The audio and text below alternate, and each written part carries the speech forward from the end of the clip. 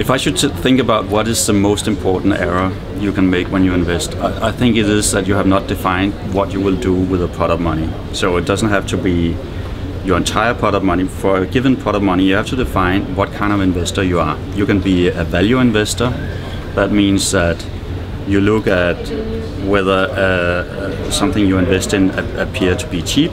You buy. You have no idea when it will get more reasonably priced or even overpriced. You just think it's cheap, and your fundamental assumption is that when things are going bad, that they will correct themselves. And that's the basic assumption of an investor like Warren Buffett, for instance. That's what he assumes. He assumes when there's a crisis, it will disappear. And it is quite right, because for 500 years we've had this Western civilization. We have had so many crises, and we get out of them every time. And so another strategy you can have is an asset allocator.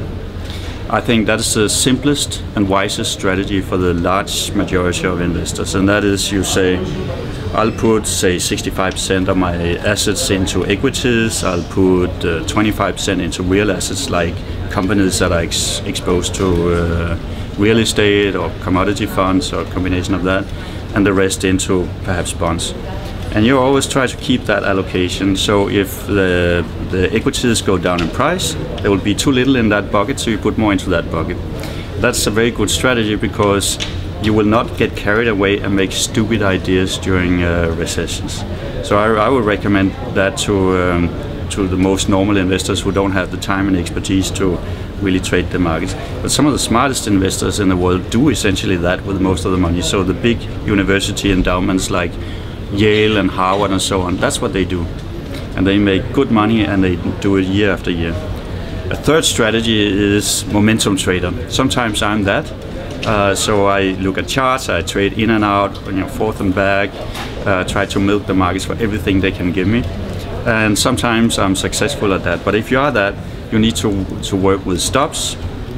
You need to be very trained at it, and you need to have your mind completely on it, because if you don't, you will lose money. And most people actually lose money, but some people can systematically over time make money on that.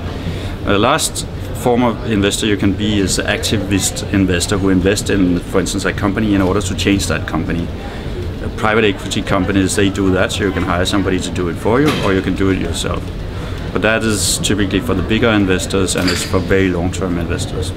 So that, to me, just to repeat, the big mistake you do is you have some money, you invest it based on one strategy, say value, then you get scared because of news, and then in the middle of a panic, you change to be a momentum investor, and you sell, and normally you would make great mistakes in doing that. So again, define what you are with a part of your money or all your money, and stay with that.